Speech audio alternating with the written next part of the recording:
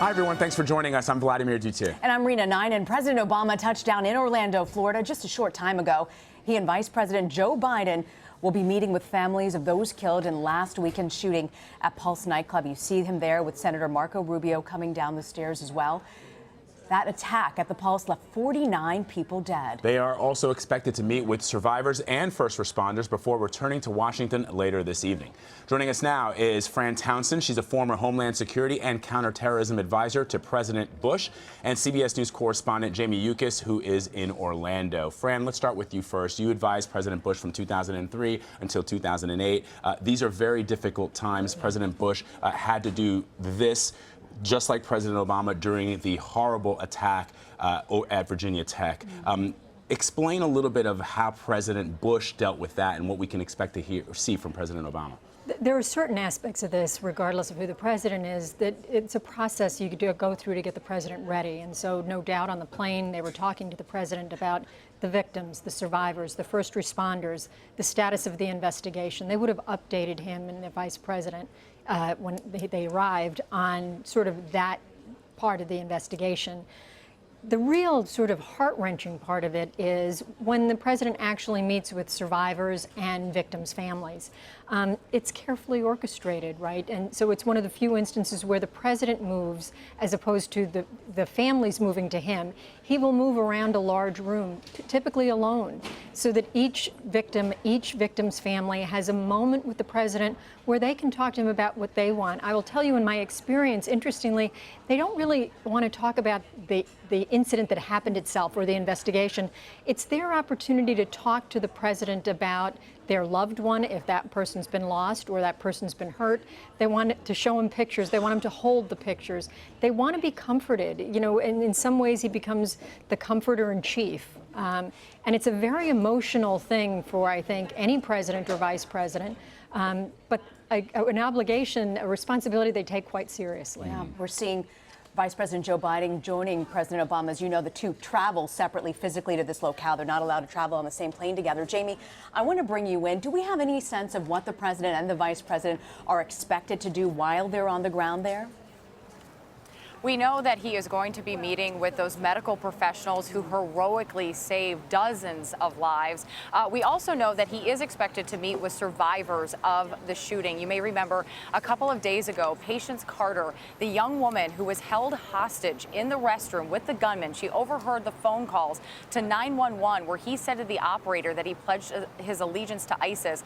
Some of her friends have tweeted out that the president is going to be meeting with her at her hospital room. So we know that he likely will do that. His press secretary said meeting the survivors is very important to him. Of course, when you're talking about survivors, these are people who, a lot of them have survivor's guilt right now. They have physical injuries. They also emotionally have so much that they're going to have to go through in the coming days and weeks, especially when the cameras are gone and the president is gone. So I know that that's an important piece to him and that will happen. We also know that he's going to meet with the victim's family. And as Fran was talking about, it seems very important to both he and the vice president that they do talk to the families and that they share in their grief. And I can tell you that the city of Orlando is very ready for the president and vice president to be here. They also want to talk about the collective grief as a community that they've been feeling over the last several days. As you can see over my shoulder, there are just so many memorials. And one of the things that really struck me and my producer just a short time ago is we've been reading some of the cards. And at first, some of them are very generic. You know, we stand with you. We love you. We're with you, Orlando. Orlando strong. And then there are notes tucked in there that we just noticed where they're written to individual people.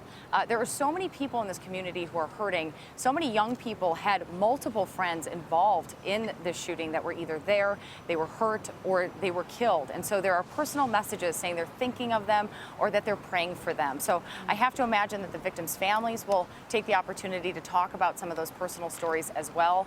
And then we'll also have them talk to the survivors and those medical professionals. So he's got a busy day ahead because he's supposed to leave here in just a few short hours, but we'll be bringing it all to you as he does, and it should be very personal. Fran, part of the role of being president of the United States is also being comforter in chief. And sadly, President Obama has had to do this, by our count, almost some 20 times to comfort a nation with these mass shootings.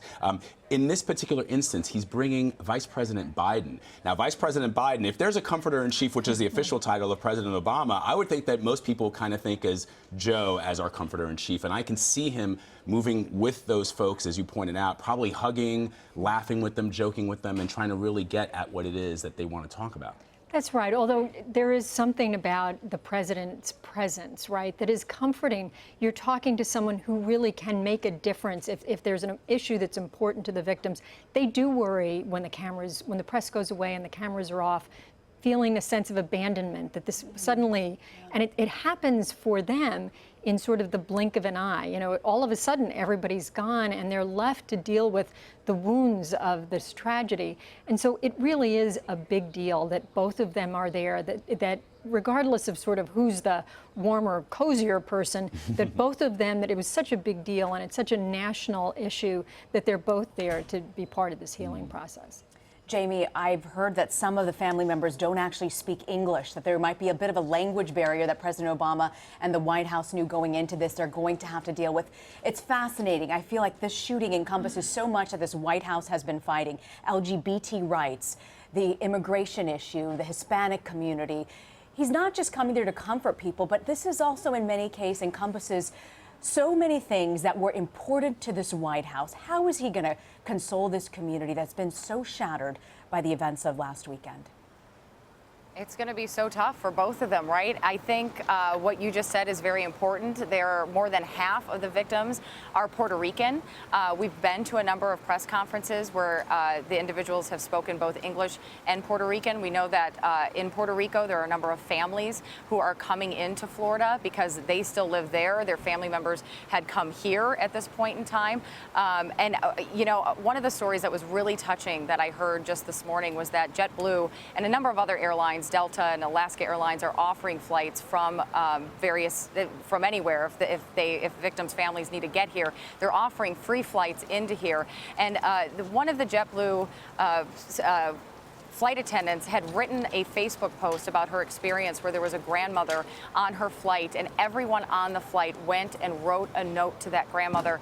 And when they were deplaning, every single person stopped and gave their condolences to that grandmother for the loss of her grandson. It's incredibly touching.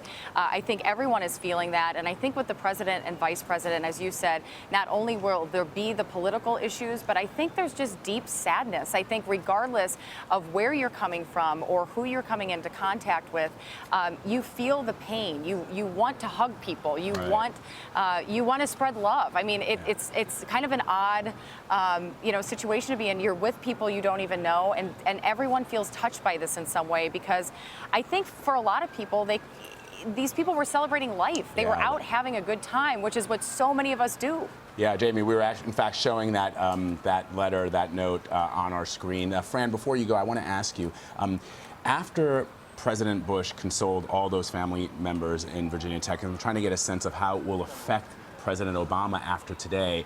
What was he like? Was he just drained after hearing all these stories of these people who are now gone? You know, it has two sort of polar opposite effects. One is to be inspired by the courage, the strength, these families' determination to remember their loved ones, to move on and live in their memories. And so there's an inspirational piece to it about their courage and strength. And then there's also that sort of absorption of the grief of so many and the burden of the nation. You know, I watched each year, I went often with President Bush to the 9/11 memorial each year. And every year, families wanting that time with the president. And so there is a sort of exhausting piece to, you feel the responsibility to absorb that grief and to carry on in that memory. And so it is both inspiring and exhausting, I think. That makes sense. And so powerful what you said, Fran, about after the president leaves, that emptiness, that void, and so many people across the country calling for something to happen, some sort of legislation. Thank you. Fran Townsend, Jamie Yuccas in the field for us. Thank you both very much. Appreciate it.